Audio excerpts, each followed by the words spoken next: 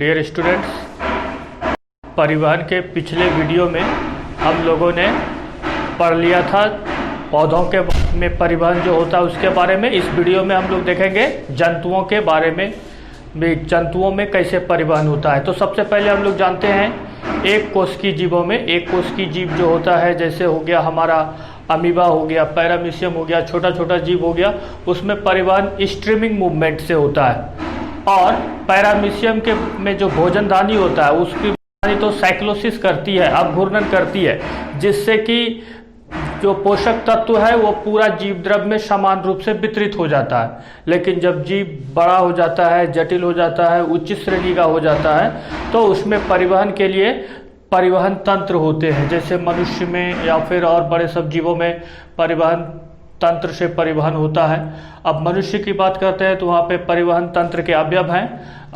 रक्त हो गया पहला, ब्लड इंग्लिश हार्ट, हृदय हो गया, और ब्लड वेजल्स रक्त वाहिनियाँ हो गई। ये तीनों हमारे परिवहन तंत्र के अवयव हो गए।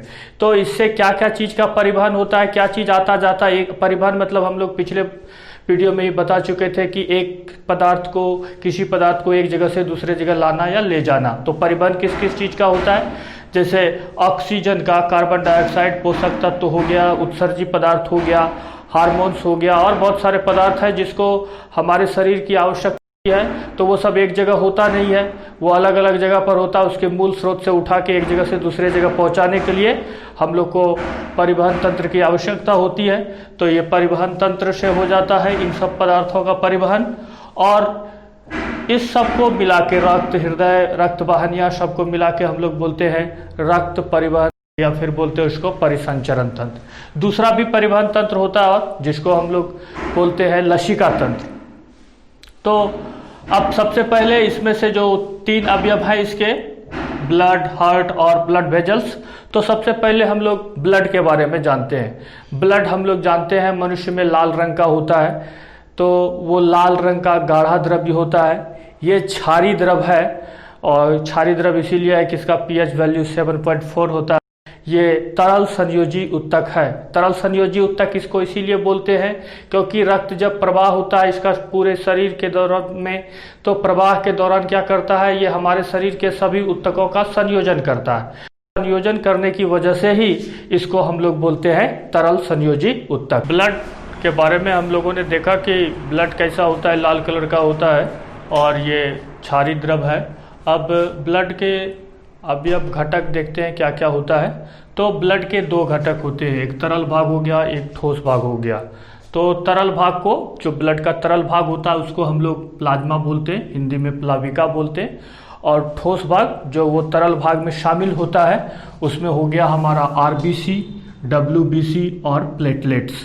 तो हमारा ब्लड में आयतन के हिसाब से प्लाज्मा 55% और ठोस भाग जो होता है जिसमें आरबीसी और डब्ल्यूबीसी और प्लेटलेट्स आ गया वो 45% होता है।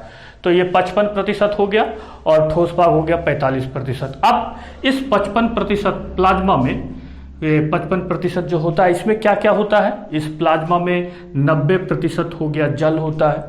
प्लाज्मा में 90% जल हो गया, 7% प्रोटीन हो गया, 0.9% इनऑर्गेनिक साल्ट्स हो गया, 0.8% ग्लूकोज, 0.5% फैट जिसको वसा बोलते हैं, और जो बच गया वो सब शेष अन्य कार्बनिक पदार्थ होते हैं। इस प्लाज्मा में जो प्रोटीन पाए जाते हैं, जो कि हम लोग देखा 7% होता है, उस प्रोटीन को हम लोग प्लाज्मा प्रोटीन बोलते हैं। तो प्लाज्मा में पाए जाने वाले प्रोटीन को प्लाज्मा प्रोटीन कहते हैं। उसमें कौन कौन सा प्रोटीन आता है, प्रोजीन आता है, प्रोथ्रोम्बिन आता है और हिपेरिन आता है। ये सब क्या करता है, ब्लड को थक्का बनाने में मदद करता है, ब्लड को थक्का बनाने में मदद करता है।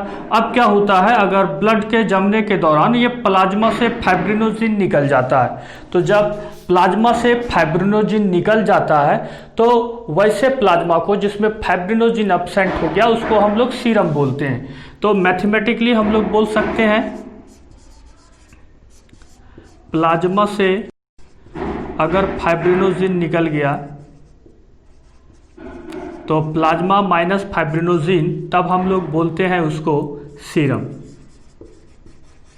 तो ये बात हो गई हमारी पूरा प्लाज्मा की। अब देखते हैं ठोस भाग को, जिसमें आरबीसी, डब्ल्यूबीसी और प्लेटलेट्स होता है। तो आरबीसी का फुल फॉर्म हो गया रेड ब्लड सेल्स, लाल रक्त कण।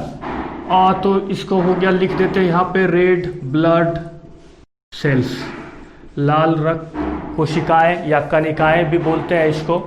इसमें लाल होता है हीमोग्लोबिन की वजह से, शॉर्ट में इसको एच भी लिखते हैं। हीमोग्लोबिन पाया जाता है, और हीमोग्लोबिन एक क्या है, एक प्रोटीन वर्णक है, जिसकी वजह से ही खून का रंग लाल होता है। अगर पूछा जाए क्वेश्चन कि ब्लड लाल क्यों होता है, तो ब्लड में हीमोग्लोबिन पाया जाता है, वो आरबीसी में पाया जाता है हीमोग्लोबिन, और उसी की वजह से खून का रंग लाल होता है।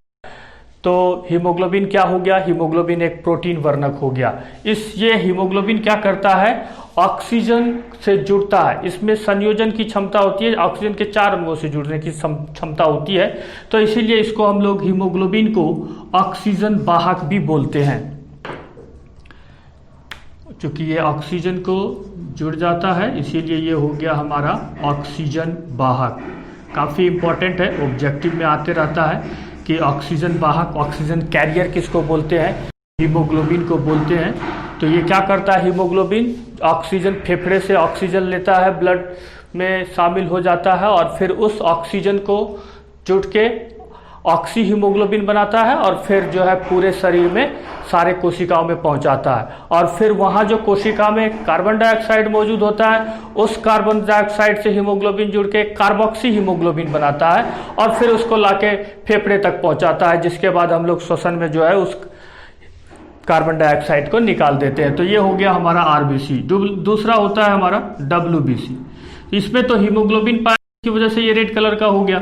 अब डब्ल्यूबीसी में हीमोग्लोबिन नहीं पाया जाता है, जिसकी वजह से ये क्या होता है, कलरलेस होता है, रंगहीन होता है। ये संख्या में भी कम होता है, और ये जो है आरबीसी संख्या में क्या होता है, ज़्यादा होता है। डब्ल्यूबीसी संख्या में कम हो गया, और इसको बोलते हैं हम लोग डब्ल्यूबीसी को सुरक्षा प्रहरी। जब कोई भी बाहर से जीवाणु, विषाणु शरीर के अंदर जाता है, तो उसको चारों तरफ से घेर के, उसको मार के, उसको निष्क्रिय कर देता है, इसीलिए इसको आर्मी भी बोलते हैं। तो ये हो गया हमारा सुरक्षा प्रहरी डब्ल्यूबीसी, और आरबीसी हो गया हमारा श्वसन गैसों का परिवहन करने वाला। और तीसरा बचता है हमारा प्लेटलेट्स। प्लेटलेट्स क्या करता है, ये रक्त को थक्का बनाने में सहायता करता है। जब कभी भी कहीं पे कट छट जाता है, कुछ हो जाता है, ब्लड निकलने लगता है, तो वहाँ पे ब्लड को थक्का में ये हमारा प्लेटलेट्स मदद करता है। परिवहन के अवयव के बारे में हम लोगों ने ब्लड के बारे में पूरा डिटेल से पढ़ लिया। उसके बाद ब्लड के बाद हमारा आता है हार्ट। तो हम लोग पढ़ेंगे ह्यूमन हार्ट के बारे में। मनुष्य का हृदय, मनुष्य का हृदय 4 चैम्बर का होता है।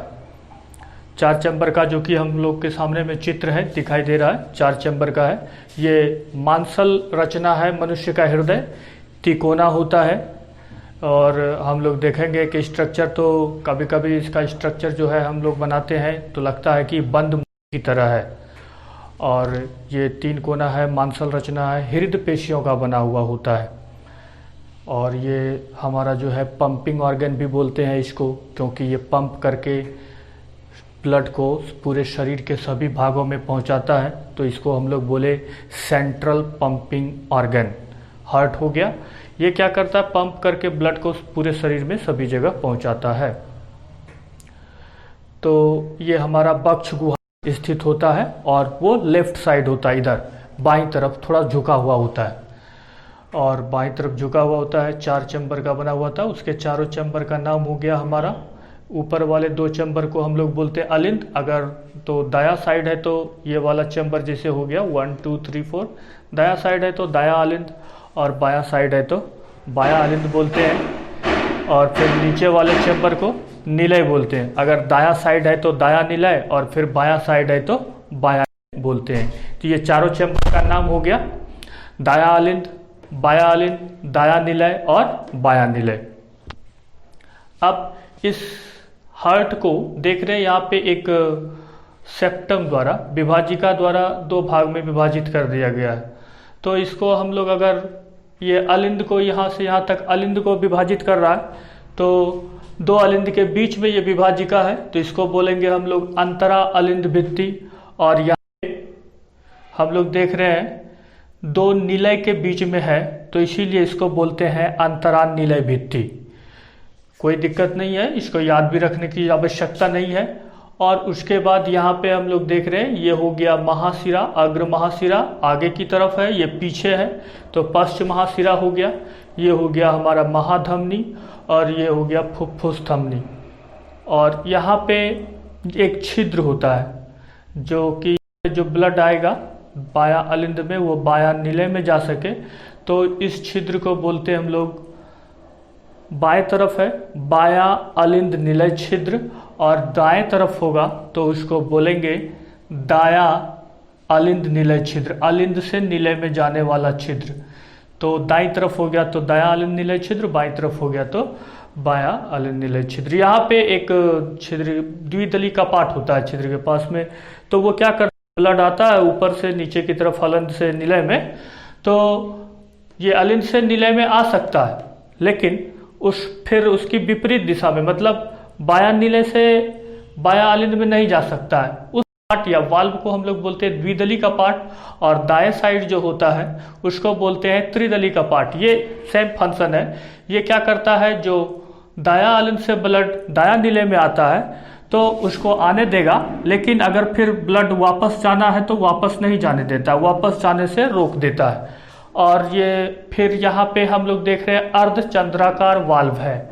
अर्धचंद्राकार वाल्व क्या करता है कि अब आगे बाया निलय से जाना है तो वहाँ पे महाधमनी चाप में जाने देगा ब्लड को, फिर वापस उसको इस बाया निलय में नहीं आने देगा।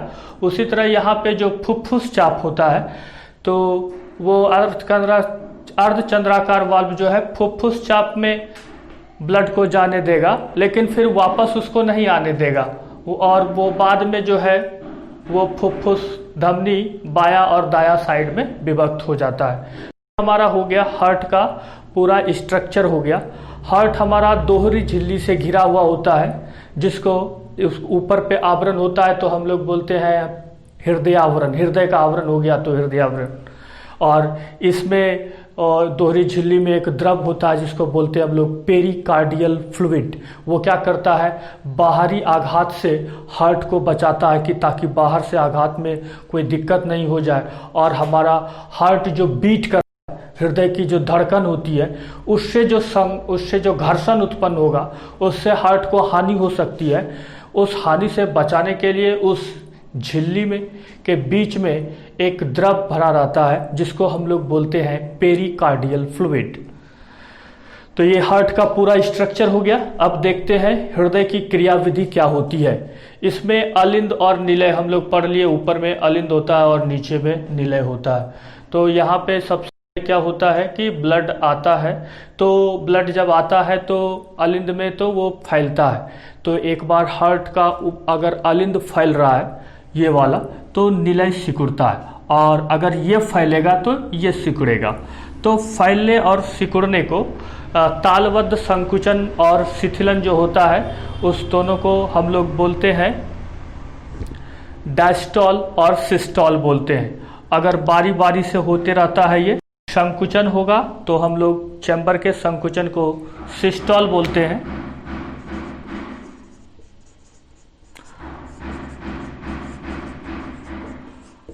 और शिथिलन होता है तो उसको डायस्टॉल बोलते हैं। हम लोग यहाँ पे देखते हैं सबसे पहले महाशिरा में पूरे ब्लड से जो भी है ब्लड, वो पूरे शरीर से जो ब्लड आता है अशुद्ध ब्लड शुद्ध और अशुद्ध किसको बोलेंगे, शुद्ध ब्लड का मतलब जिस ब्लड में ऑक्सीजन हो, ऑक्सीजनित रक्त, उसको हम लोग शुद्ध बोलते हैं, और जिसमें कार्बन डाइऑक्साइड रहता है उसको बोलते हैं हम लोग अशुद्ध रक्त या फिर विऑक्सीजनित रक्त। तो शुद्ध रक्त और अशुद्ध रक्त समझ में आ गया। शुद्ध रक्त मतलब ऑक्सीजन युक्त रक्त, ऑक्सीजनित रक्त, और अशुद्ध रक्त मतलब विऑक्सीजनित रक्त जिसमें ऑक्सीजन नहीं है तो क्या है, कार्बन डाइऑक्साइड है। तो सबसे पहले पूरे शरीर से अग्र महाशिरा से अशुद्ध रक्त मतलब विऑक्सीजनित रक्त यहाँ पे दाया अलिंद में आया, और फिर उसी टाइम में फुफ्फुस धमनी यहाँ पे है और ये फुफ्फुस शिरा है। फुफ्फुस शिरा से वो शुद्ध रक्त, हम लोग यहाँ पे शुद्ध रक्त को लाल वाले तीर से दर्शाए हैं और फिर अशुद्ध रक्त को ग्रीन वाले मार्कर से लिखे हुए यहाँ पे तीर से दर्शाया गया है। तो फुफ्फुस शिरा से शुद्ध रक्त और महाशिरा से अशुद्ध रक्त क्रमशः बाएं अलिंद और दाएं अलिंद में आता है, तो ये फैलता है। और फिर क्या होता है, जब ये पूरा भर जाता है तो फिर दायां अलिंद निलय छिद्र, ये अशुद्ध रक्त आ जाता है हमारा दायां निलय में, और फिर इस साइड बायां अलिंद निलय छिद्र द्वारा शुद्ध रक्त आ जाता है हमारा बायां निलय में।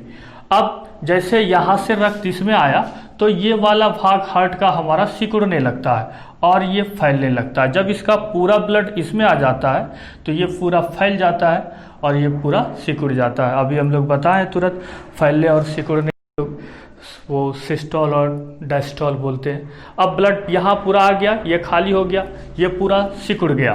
तब फिर यहाँ पे क्या होता है, अब यहाँ पे फिर वापस ब्लड नहीं जा सकता है, क्योंकि यहाँ पे द्विदली कपाट और त्रिदली कपाट ब्लड को वापस जाने से रोकता है। जब ब्लड इसमें आ गया दायां निलय में तो फिर यहाँ पे अर्धचंद्राकार वाल्व होता है, फुफ्फुस चाप वहाँ पे चला जाता है आगे बाईं की तरफ, जो कि फुफ्फुस धमनी में गया और फुफ्फुस धमनी में दो तरफ बट गया और वो चला जाता है ब्लड हमारा फेफड़ा में। यहाँ पे देख सकते हैं हम लोग आसानी से, ये हार्ट है। हार्ट में शरीर के विभिन्न भाग से वहाँ पे सारे कोशिकाओं में जो कार्बन डाइऑक्साइड है, वो कार्बन डाइऑक्साइड हीमोग्लोबिन लेके वो पूरा अशुद्ध ब्लड आया हमारा हार्ट में। और हार्ट से आने के बाद में यहाँ पे दायां अलिंद, फिर दायां निलय और फिर दायां निलय से फुफ्फुस चाप होते हुए वो चला गया हमारा फेफड़ा में। यहाँ से जो ब्लड निकला वो फेफड़ा में चला गया।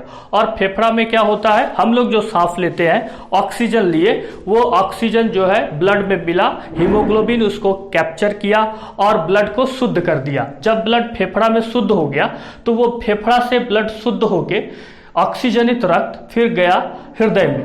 तो वो हृदय में कैसे जाता है, हृदय में जाता है हमारा फुफ्फुस शिरा होके, फुफ्फुस शिरा से। यहाँ पे हम लोग देख रहे हैं, यहाँ पे शुद्ध हुआ फेफड़ा में, हार्ट में गया और फिर हार्ट से शुद्ध होके, जब फेफड़ा से शुद्ध होके हार्ट में आया, वो शुद्ध ब्लड पूरा जो है हमारा महाधमनी से, इधर अर्धचंद्राकार वाल्व है, इससे होते हुए महाधमनी से फिर जो है वो पूरा ब्लड हमारे पूरे शरीर में चला गया। और ब्लड जो है इस तरह से हार्ट का साइकिल चलते रहता है। और इसीलिए हार्ट को हम लोग बोलते हैं ये हमारे शरीर का सबसे व्यस्तम और सबसे व्यस्तम अंग है, जो कि दिन रात 24 घंटा 365 दिन जब तक मनुष्य का लाइफ रहता है तब तक कार्य करते रहता है।